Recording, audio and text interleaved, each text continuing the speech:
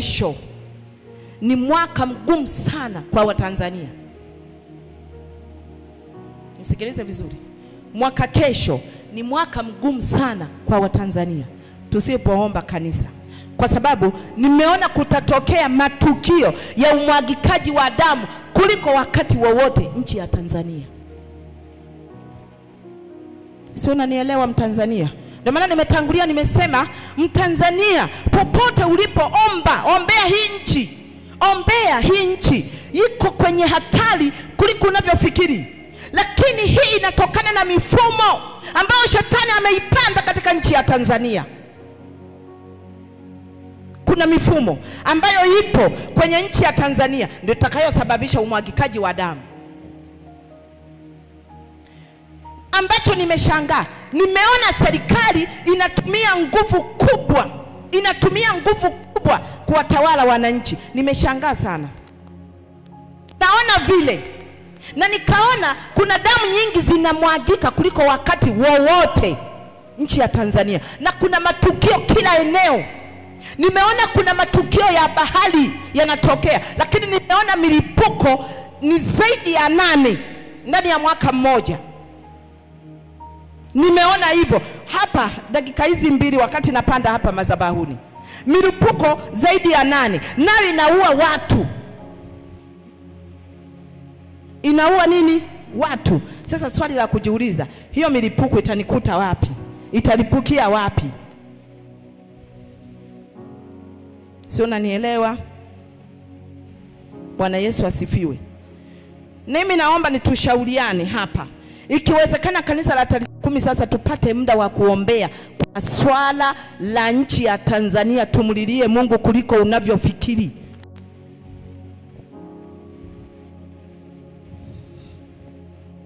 Sio, unanielewa? Ni hatari sana. Ni hatari kuliko unavyofikiri. Na hivi vitu vimefichika, sio rahisi kuviona. Tusidanganyane. Mtu mwingine anaweza akasema kwamba kwa sababu mwaka kesho kuna uchaguzi, kuna uwezekano hayo mambo yakatokea hata yako nje ya uchaguzi kabisa. Kuna uwezekano. Mtu mwingine anaweza ukasema ni kwa sababu ya uchaguzi. Hapana. Yani iko nje. Kuna mambo, na haya ni shetani ametengeneza mazingira ya kuwalipua Watanzania. Kwa sababu Watanzania tumetabia ya kujisahau sana. Sijui unanielewa? Usisahau tuko kwenye nyakati za mwisho. Usisahau Tanzania iko kwenye nyakati gani. Hata yenyewe iko kwenye nyakati za mwisho vile vile. Siku za mwisho kutatokea haya na haya. Siku za mwisho kutatokea haya na haya. Huwezi jua ya kwamba Yesu atarudi Tanzania tutakuwa na amani. Huwezi kuamini hilo. Yesu yuko karibu kurudi. Huwezi kujua. Na moja ya vitu ambavyo vitaanza kuonekana ni watu kukosa amani na uongozi wao. Hiyo ipo Tanzania, haipo? Hiyo ni dalili mojawapo ya watu kukosa amani na uongozi wao. Jamani, mimi nazungumza vitu vya rohoni, sizungumzi vitu nazungumza ninachokiona rohoni. Sizungumzi mambo ya siasa mimi. Siyajui na sijui chochote. Nazungumza kile ninachokiona. Na ninachokisema hiki ninakiona kwenye mioyo ya watu, ingawa wengi hawasemi, lakini hizo dalili zipo 80%. Haleluya. Huu ni mfano nimetolea. Bwana Yesu asifiwe. Kwa hiyo ninarudi kwenye kanisa. Kanisa tulipewa nafasi ya kusimamisha ufalme wa Mungu, ambao ndio mtawala kuliko falme za wanadamu. Kanisa tukikaa vizuri tukaomba, tutaweza kuifanya nchi yetu iendelee kuwa yenye amani. Tutaifanya nchi yetu iendelee yenye kumcha Mungu. Lakini kupata viongozi ambao ndio wametoka kwa Mungu. Kwa sababu kila nafasi inachaguliwa kutoka kwa nani? Mungu mwenyewe ndo anayeweka uongozi. Lakini kama wale watu wa haki wamejisahau, ni nani anayeweka uongozi? Haleluya. Kwa wakati kama huu usiache kumwombea rais amani. Kwanza amani ianzie kwake. Awe na amani. Anapokuwa na amani ni rahisi kuiongoza nchi kwa amani pia. Yeye akiwa hana amani, hata wananchi wake watakuwa hawana amani. Na hiki kitu watu wengi tupo tu, hatutaki kabisa kugusia. Hivi nikuulize swali, siku yametokea ya kutokea, naweza wewe yakakaa mbali na wewe, akahusika mtu wako wa karibu, utajisikiaje? Bwana Yesu asifiwe. Nimesema kuna mambo mangapi yanaweza kutokea katika nchi ya Tanzania ndani ya mwaka kesho. Nimesema mangapi? Mani, naomba sasa mseme, si nimesema hapa. Mimi sijaandika popote. Kama hakuna mtu aliyeandika, basi hii kumbukumbu inaweza ikapotea. Nimesema jambo la kwanza, nimeona nini? Alafu ikaanguka, si ndio? Lakini jambo la pili nikaona imeanguka kwa sababu gani? Kwa sababu ile ni picha. Ile ni picha nimezungumza. Na ndipo mwisho nikaelezea inaanguka kwa sababu zipi? Kwa sababu ni nini na nini kinatokea? Jambo la kwanza nimesemaje?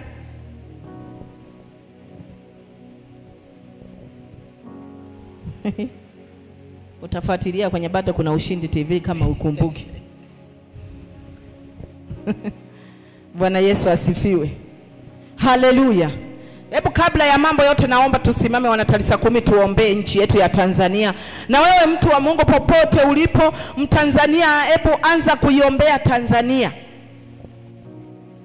Juzi sijagusa bado. Juzi nilisema usiku wa kuamkia Jumapili nilifundishwa sana kuhusu nafasi. Kama mnakumbuka, si ndio? Lakini mengine naweza nikayamezea moyoni, nisiyaseme hapa. Sio, unanielewa? Mengine naweza nikayamezea huku, nisiyaseme wapi? Lakini mambo ambayo ni ya muhimu, yale ambayo nimeyaona hapa na nimeambiwa niseme, nimeyasema. Bwana Yesu asifiwe. Tuombee nchi ya Tanzania. Tunaposema tunaiombea nchi, tunaombea viongozi wake, sio ardhi. Si ndio? Mchungaji nisaidie kuombea nchi ya Tanzania.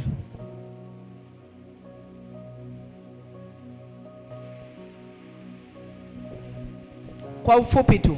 Bwana Yesu asifiwe sana. Haleluya. Hebu sema, Bwana Yesu, ninakushukuru sana kwa ajili ya taifa langu la Tanzania. Kwa jina la Yesu. Nyosha mikono hivi juu. Recapacity. Hebu jiunganishe na Roho Mtakatifu. Tunapoingia katika kuomba, maana yake tunapiga ule ufalme wa rohoni. Haleluya. Maana yake anaposema ameona bendera ya Tanzania imeanguka, maana yake kuna ufalme ambao unatafuta kuiondoa Tanzania kwenye nafasi na kusimama wenyewe. Nyosha mikono hivi juu. Emsema najiconnect na Roho Mtakatifu. Ninakwenda katika roho. Ninatubu kwa ajili ya taifa langu la Tanzania. Ninatubu kwa ajili ya mfumo mzima wa uongozi wa serikali ya Tanzania. Kwa jina la Yesu, kila anayesimama kwenye nafasi ya Tanzania isipo halali, kwa jina la Yesu, huo ufalme ninaupiga kwa jina la Yesu. Ninatangaza Tanzania haitaanguka. Ninaisimamisha katika msingi imara kwa jina la Yesu. Ninatangaza amani katika nchi yangu ya Tanzania. Natangaza utulivu, usikivu. Natangaza damu haitamwagika katika nchi. Ninakuapisha ewe nchi ya Tanzania, usipokee damu ya Mtanzania yoyote kwa jina la Yesu. Ninauteka mwaka 2025 ni mwaka wa amani, ni mwaka wa amani. Hebu tangaza, ni mwaka wa amani. Tangaza, unapotamka katika ulimwengu wa roho inakuwa, maana unaposema inakuwa. Maneno yana nguvu. Tamka. Sema natangaza Tanzania haitaanguka. Natangaza damu haitamwagika Tanzania. Natangaza amani, natangaza utulivu, natangaza neema kwa jina la Yesu Kristo. Ninapindua yote mabaya ambayo adui amekusudia. Ninatangaza mashauri ya waovu hayatafanikiwa kwa jina la Yesu Kristo wa Nazareti. Amepiga makofi, imekuwa. Haleluya. Bwana Yesu asifiwe. Naomba tu tukae dakika chache. Bwana Yesu asifiwe sana. Tuko tunazungumzia nafasi. Sasa nikawa nazungumzia hapa, nilikuwa nagusia nafasi sana na mazingira ya namna Mungu alivyotutengenezea nafasi. Sisi wakati mwingine hatujui. Lakini Jumapili nilizungumzia sana kuhusu mipaka. Naomba nitaje sifa za kujua uko kwenye nafasi yako. Naomba nitaje sifa za kujua uko kwenye nafasi yako. Na kama haupo, kinyume chake yapi yanatokea? Jambo la kwanza, mtu aliyeko kwenye nafasi yake ana amani wakati wowote. Hata kama anapita kwenye wakati mgumu, kwenye jambo fulani anateseka, lakini bado anasema ukikutana naye ana amani.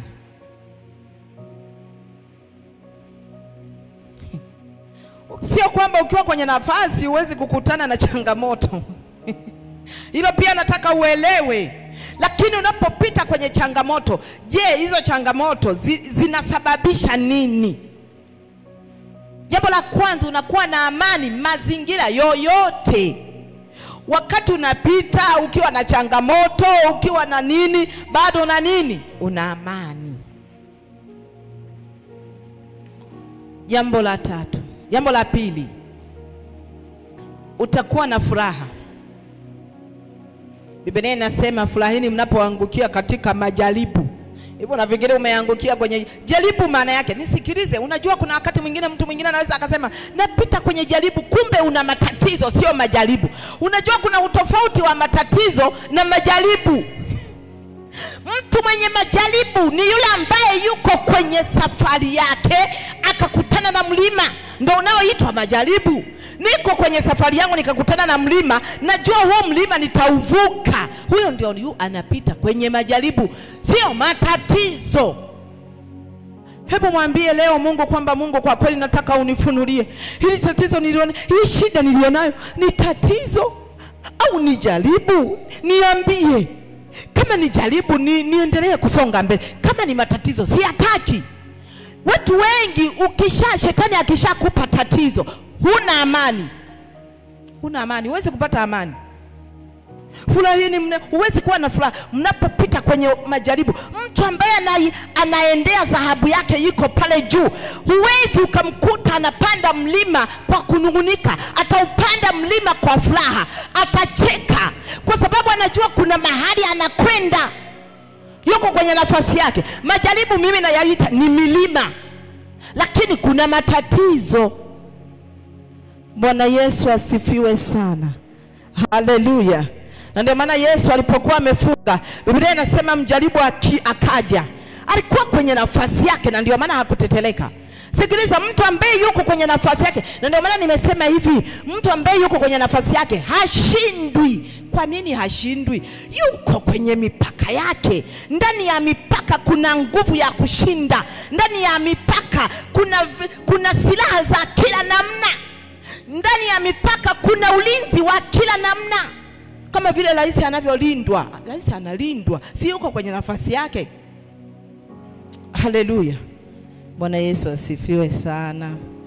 Unajua kuna watu, unaweza ukawa unajua unajaribu, kumbe tatizo. Leo nakupa homework. Kama uulize Mungu, hili Mungu ni tatizo au jaribu? kugundua kwamba hili ni tatizo, utakosa amani. Shetani amekutwisha mzigo, sio wako. Lakini kama ni jaribu, maana yake uko kwenye nafasi yako, ni jaribu.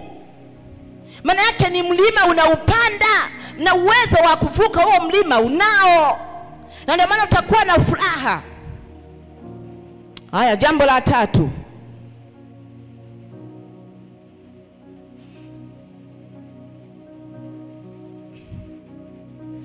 Jambo la tatu, unakuwa na nguvu na hukati tamaa. Yaani huku ndani, hebu jitahidi kujisikiliza huku. Jisikilize huku. Ukijisikiliza huku ndani, unaona kabisa wengine mpaka, lakini wewe huku ndani unasikia kabisa una nguvu. Yaani hivyo. Yaani utatambua tu, hapa niko kwenye nafasi yangu. Bwana Yesu asifiwe. Haleluya. Kwenye nafasi haukosi nguvu za ubunifu katika ile nafasi yako. Mtu mwenye nafasi yake, jamani, kuna uwezo wa ubunifu hujawahi kuona. Ukiona kwenye nafasi yako fulani umekosa nguvu ya ubunifu, jiulize mara 100. Mtu kwenye nafasi yake ana nguvu ya ubunifu, ili hicho kitu kikue. Hakiwezi kukua bila ubunifu. Kuna nguvu ya ubunifu. Unashangaa, yani mwaka jana ulikuwa unafanya hivi, unashangaa mwaka huu kuna uwezo fulani kameongezeka ndani yako, kakubuni. Yani bila ubunifu chochote hakikui. Yani kwenye nafasi yako lazima, yani hicho unachokifanya, jisikilize. Tathmini hata wakati mwingine kwamba hivi miezi 6 iliyopita nilibuni nini? Niligundua kitu gani? Kwa sababu ndani ya hiyo kuna vitu vinavyokuwa kila siku kwenye nafasi yako. Ukiona hauongezeki, uko vile vile tena, badala yake ya kuongezeka unashuka chini. Unajua hata ni maombi tunapata ubunifu. Na ndio maana mzee Kitua leo kaja akafundisha maombi fulani, ni ubunifu kwenye nafasi yake. Haleluya. Jambo lingine, haukosi nguvu ya kiutendaji. Yani unakuwa na nguvu ya kutenda lile jambo. Yani kila wakati unakuwa na nguvu ya kutenda lile jambo. Hata kama ukichoka leo, kesho ukiamka, unaamka mpya. Una nguvu ya kulitenda tena kwa upya. Ukiona kwenye nafasi yako hakuna utendaji mpya unaonyanyuka ndani yako, jiulize maswali sana. Bwana Yesu asifiwe sana. Haleluya. Lakini kitu kingine, usipokifanya hicho kitu unakosa amani huku ndani. Sio, nasikia huku ndani unakosa amani. Yani kabisa unaona kama umepungukiwa na kitu. Yani usipokifanya, yani hapa nazungumzia watu watambue niko kwenye nafasi au usipo. Yani lazima usipokifanya unakosa amani huku.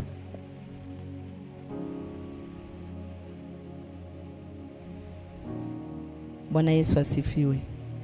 Haleluya. Jambo lingine, unakuwa na nguvu ya kukipenda kile kitu kwa mazingira yoyote. Hiyo nafasi yako, yani unakuwa unakipenda kutoka huku ndani.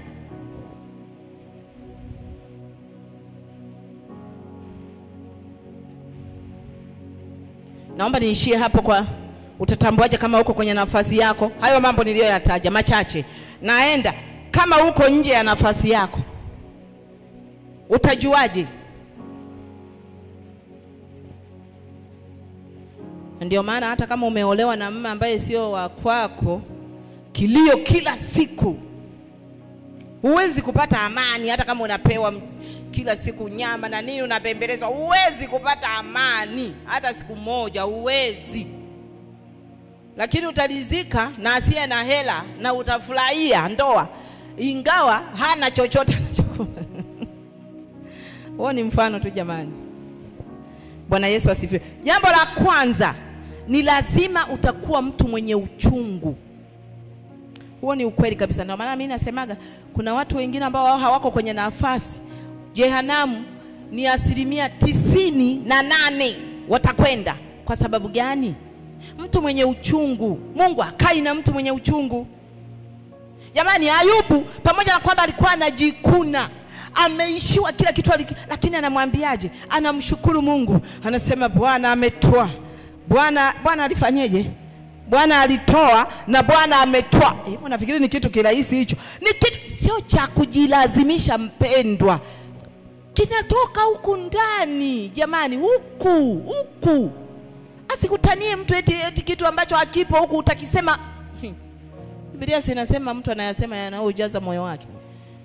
Jambo la kwanza nimesema utakuwa ni mtu mwenye uchungu. Watu wengi kwenye maisha wanaishi na maisha ya uchungu. Kwa nini wana uchungu?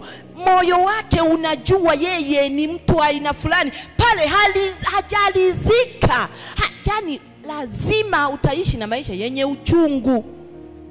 Jambo la pili, utakosa utulivu wa ndani huku. Ukiwasikia watu wenye wivu kuwalilia wenzao wivu, hawako kwenye nafasi zao bwana. Kwa sababu mtu mwenye nafasi yake anaridhika na hicho alichonacho. Ukisikia Biblia inasema ya kwamba ni heri kuridhika pamoja na utaua, wewe kuridhika pamoja na umaskini sio rahisi.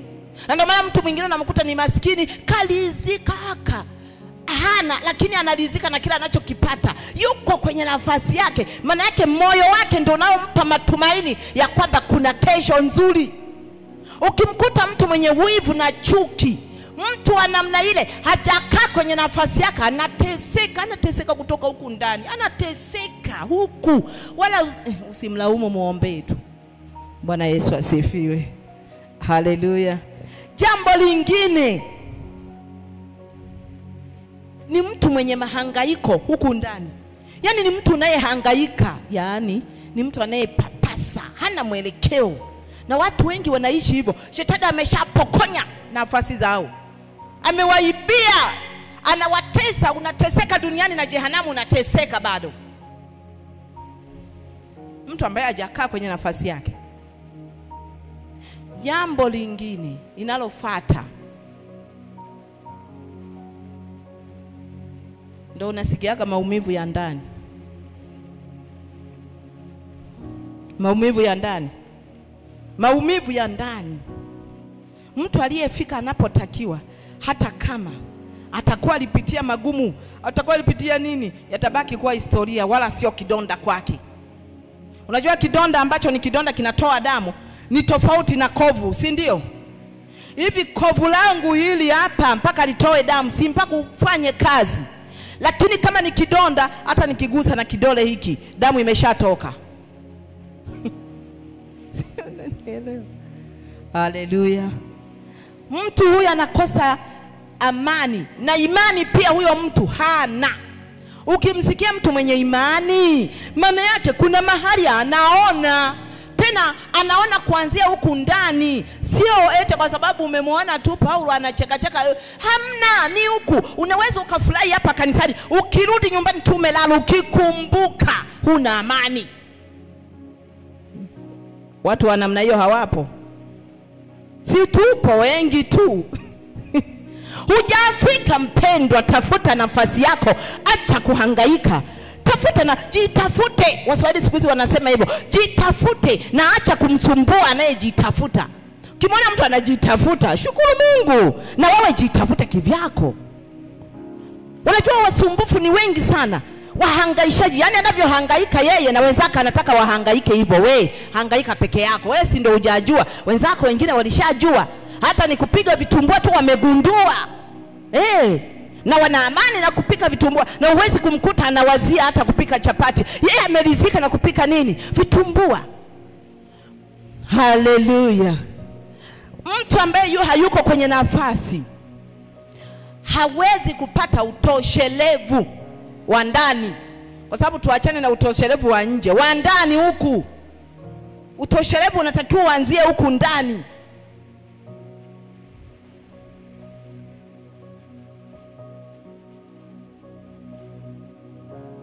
Kinachofuata, anakuwa ni mtu mwenye hasira ovyo. Chunge sana watu wa namna hiyo. Ovyo tu dakika 2 hasira. Kumbe ndio nimesema hivi, ana kidonda kibichi huyu, mhurumieni. Sio unanielewa? Ana kidonda kibichi kinatoa damu, kwa hiyo kikiguswa tu damu anafunika hivi. Sasa mtu wa hivyo halijawa kovu, bado kidonda, hajakaa kwenye nafasi yake. Mtu atakapokaa kwenye nafasi yake, Biblia inasema utabarikiwa mjini. Mimi huwa ninasema kubarikiwa sio lazima niwe na kila kitu. Jamani, utoshelevu wa ndani huku unanitosha kabisa. Kwanza mimi ni tajiri duniani huku ndani, na kisha mbingu nitailizi kwa sababu nina amani. Sio, unanielewa? Kinachofuata sasa, haya magonjwa ni sehemu ya maisha yake kabisa. Tena magonjwa makubwa huko mwisho, maana alishahangaika vya kutosha, nafsi inataka kuondoka tu hiyo afi. Okopa sana hizi tabia ambazo nimezitaja, na hizi watu wengi tuko kanisani. Sio, unanielewa? Kinachofuata kingine, mtu ambaye hajafika kwenye nafasi yake anakuwa na tabia mbaya. Tabia mbaya ni sehemu ya maisha yake kabisa. Hakuna jema kwake. Nakwambia hivi, kama uko hapa wewe kila mtu kwako ni mbaya, jiulize sana. Ni wewe ndio una mavidonda yako, unataka utusumbua sisi. Chunga tabia ya kila mtu mbaya. Kila mtu mbaya, hujajitafuta. Mtu ambaye yuko busy ubunifu. Hivi jamani, hata kama umeketi kwenye nafasi kila siku wewe ni kugombana, hata huo ubunifu utaupata wapi? Hebu linganisha. Utaupata wapi huo ubunifu? Huna utulivu. Leo umegombana na mtu fulani, umembeba Melabi, kesho nambeba Mzeneke, kesho kutwa Eliza, kesho kutwa Manuela, kesho kutwa nani, wote wamejaa hapa. Hivi utaishi? Kuna watu mioyo yao ilishapinda hivi, walishakuwa walemavu ndani kwenye mioyo yao. Laiti Mungu akikufunulia utachoka. Mtu alishakuwa mlemavu kabisa, moyo wako ulishalemewa mpaka ulishaenda upande, kwa sababu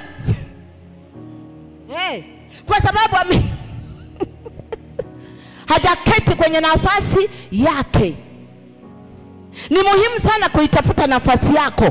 Kwa namna ulivyo ipo nafasi yako. Mungu jamani akukuleta bure. Leo nimewaambia hivi, ukifika nyumbani geukia kabisa msalabani, muulize Mungu, hivi hili, kwa sababu najua kila mtu anakaa kwake. Wangapi hatuna kaka mzigo fulani? Hebu nyosha mkono hivi. Nyosha mkono hivi ambao unako. Wewe uliye nako, wewe huna. Mimi nako. Sasa ni siri yangu. Kajaribu au katatizo. Siri yangu, si ndio? Kwa hiyo leo ukifika nyumbani mwambie hivi, Mungu, nataka leo kujua hili ni tatizo au jaribu. Na ninaamini Mungu atakujibu. Na wewe mtumishi wa Mungu naye nitazama kutoka Bado Kuna Ushindi TV, muulize Mungu usiku wa leo. Mwambie Mungu, hivi hiki kitu ni jaribu au tatizo? Kama ni tatizo, liondoe, na kuhakikishia kwamba ukigundua ni tatizo litaondoka, kwa sababu Mungu hawezi kukaa na mtu mwenye matatizo. Matatizo ni adui wa Mungu, lakini jaribu ni njia. Si unanielewa? Matatizo ni adui wa nani? Wa Mungu, lakini jaribu ni njia. Sasa kama una tatizo, maana yake hata Mungu hawezi kuwa na wewe kama inavyotakiwa, kwa sababu tatizo mara nyingi linakaaga kwenye moyo. Naomba tusimame.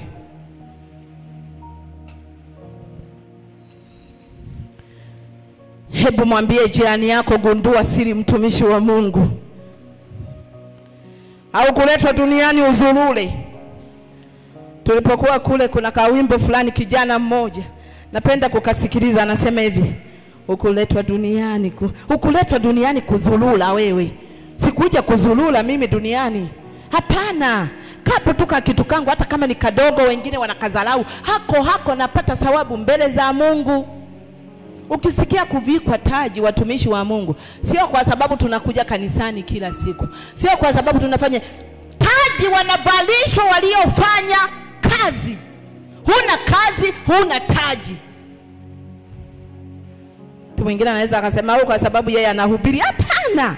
Inawezekana wewe kazi yako ni kufariji watu. Kuna watu wana kipawa hicho. Akikutana na mtu anapewa hekima ya kujua huyu mtu ana tatizo. Hata akikaa na wewe utakiongea maneno mawili matatu unafarijika. Ni kazi. Mwingine ukikutana naye tu hivi unapewa nguvu ya kujua huyu mtu atakuwa na shida fulani, unachomoa ka 5,000 kako ukimpa, umefanya kazi. Mwingine hivi hatufanani. Hapa sizungumzii kazi za kanisani tu, nazungumzia hata huko kwenye jamii. Sio, unaelewa? Mimi kuna kipindi ukitaka kujua nafasi ni muhimu sana kuheshimiwa. Jana baba alikuwa anazungumza hata taaluma za watu tunatakiwa tuziheshimu kwa sababu zimetoka kwa Mungu. Mimi nakumbuka kuna nesi mmoja hapo General, sijawahi kumsahau kwenye macho yangu. Siku moja mtumishi nilikwambia, si ndio? Kwamba huyu dada alinihudumia. Sasa hiyo kipindi mimi nilikuwa naumwa sana, nililazwa karibia wiki 2. Sio, unanielewa? Ngoja nikupe hii story. Nililazwa wiki 2 pale. Sasa kulikuwa manesi kwenye odi, manesi ni wengi. Nakumbuka yule dada kwenye zamu zake alikuwaga ni mdada mzuri, halali hata dakika moja. Sio, unanielewa? Tulikuwaga wajawazito. Yule dada nakumbuka jana yake kuna mdada mmoja alizidiwa na alikufa yule dada, nakumbuka. Lakini ilikuwa ni zamu ya mdada mwingine. Anaitwa jamani, mgonjwa amezidiwa. Unajua sisi tunasaidiana na nili kwenye odi. Kama una kana afadhali mwenzako kamaona kazidiwa na mkunenda, jamani mwenzetu amezidiwa. Anajinyosha tu kitandani. Manesi mtakuja kuhukumiwa. Nawaambieni ukweli, kwenye hizo kazi hamjafuata mishahara, mlienda kufanya kazi hata mbingu inawaona. Sasa ile siku mimi nikazidiwa na mimi vile. Yule dada nakumbuka aliniona tu, kitanda changu kilikuwa karibu na chumba chake. Aliniona tu ninavyohangaika, alikuja, alikimbizana yule dada. Jamani, yule dada aliokoa maisha yangu. Mimi nawaambieni ukweli. Yule dada simjui tu jina, simjui jina na sitamsema. Yule dada ana moyo mzuri, alinisaidia hata kama nawafanyia wengine. Mimi nikikumbuka uhai wangu huwa ninasema Mungu mbariki yule mama. Sio, naelewa? Hata madaktari vile. Maana yake ninaposema hivi, haijalishi sizungumzii nafasi za kanisani, nazungumzia nafasi yoyote. Unaweza ukawa umepewa nafasi kuwa afisa fulani, polisi, sijui nesi, sijui daktari, sijui injinia, sijui nani. Hizo zote umepewa na Mungu, sijui mtendaji, sijui nani. Kuna nafasi, tenda kama unamtumikia Mungu. Usitende kwa sababu unasubiri mshahara na kwa sababu ya chochote. Kuna watu wengi watadaiwa. Sio, unanielewa mtumishi wa Mungu? Amen. Bwana Yesu asifiwe. Amen. Kwa nini mimi namkumbuka yule dada? Kwa nini mchungaji yule aliniombea? Yule hakuniombea, lakini alishughulika kwa nafasi yake. Huku nyumbani wananiombea na yeye anashughulika, si ndio? Bwana Yesu asifiwe. Amen. Hebu mwambie jirani yako, tambua nafasi yako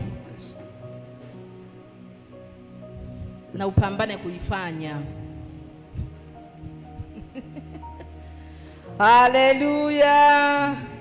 Bwana Yesu asifiwe. Vilio vingi ni kwa sababu hatuko kwenye nini? Nifuatishe maneno yasema, Bwana Yesu, nakuja mbele zako. Leo ninatambua ya kwamba duniani sikuja bure. Naomba unisamehe ikiwa nimeshindwa kutenda sawasawa na nafasi yangu. Siku ya leo nasogea msalabani pako. Nafasi yako Yesu Kristo huku duniani ni kuwaokoa wenye dhambi. Na mimi najua ipo nafasi yangu kwa ajili ya wengine na kwa ajili ya faida yangu. Nisamehe. Naomba damu yako ya thamani iniondolee hukumu siku ya leo kwa jina la Yesu. Amen. Mshangilie Bwana kwa makofi. Naomba niseme matangazo kidogo. Naomba tutukae. Kesho Alhamisi, kweli tuna siku 3. Yes, na tulisema kwamba tutakuwa na Jumanne na Alhamisi na Jumamosi. Kwa hiyo Alhamisi tutaanza kuomba kwa kadiri ya neema ya Mungu atakavyotufunulia. Na ninaamini ya kwamba Mungu mpaka Alhamisi tunakutana mahali hapa, Mungu atakuwa amesema na wewe vitu vingi sana. Ninachokuomba, tatizo Mungu sio kusema na wewe, tatizo utekelezaji. Hebu nakuomba mtumishi wa Mungu, wewe mwaminifu. Kuwa mwaminifu. Mungu akisema na wewe, fanya hivi. pambana. Kuna uwezekano kwamba shetani alishakuondoa kwenye nafasi, au kuna uwezekano upo miongoni mwa hizi tabia ambazo tumezisema. Nenda kamweleze Mungu. Tutakapokutana Alhamisi tutakuja kuomba kwa neema ya Mungu atakavyotuwezesha kwa siku ya Alhamisi. Kwa hiyo wewe sasa, nimekwambia jambo la kwanza, uende Mungu ukamwambie kwamba Mungu, nataka kujua hili ni tatizo au ni jaribu. Hilo ni la kwanza. Lakini jambo la pili, utakapopata ufunuo wa aina yoyote, inawezekana ukapata ufunuo kupitia maandiko au kuota ndoto au kupata ufunuo moja kwa moja au sauti na kadhalika, usiwe mvivu kufanyia kazi, kwa sababu Mungu yupo kazini. Bwana Yesu asifiwe sana. Ya, lakini nimshukuru Mungu, nikumbushe tu ya kwamba watumishi wa Mungu sisi tutaanza safari safari tarehe 5. Tutaanza safari tarehe 5 kuelekea kule Mahenge, Kisaki ndio. Kijiji cha Kisaki. Tutakuwa kule kuanzia tarehe 7 mpaka tarehe 10 mwezi wa 11. Kwa hiyo ni wiki ijayo tutaondoka. Niombe tu kwamba watumishi wa Mungu msiache kuiombea hii safari, kwa maana ni matakwa ya Bwana ya kwamba tuwepo huko kuanzia hiyo tarehe 5. Mungu awabariki sana watumishi wa Mungu na wapenda wote. Tukutane Alhamisi. Asanteni. Mungu awabariki. Ye Baba.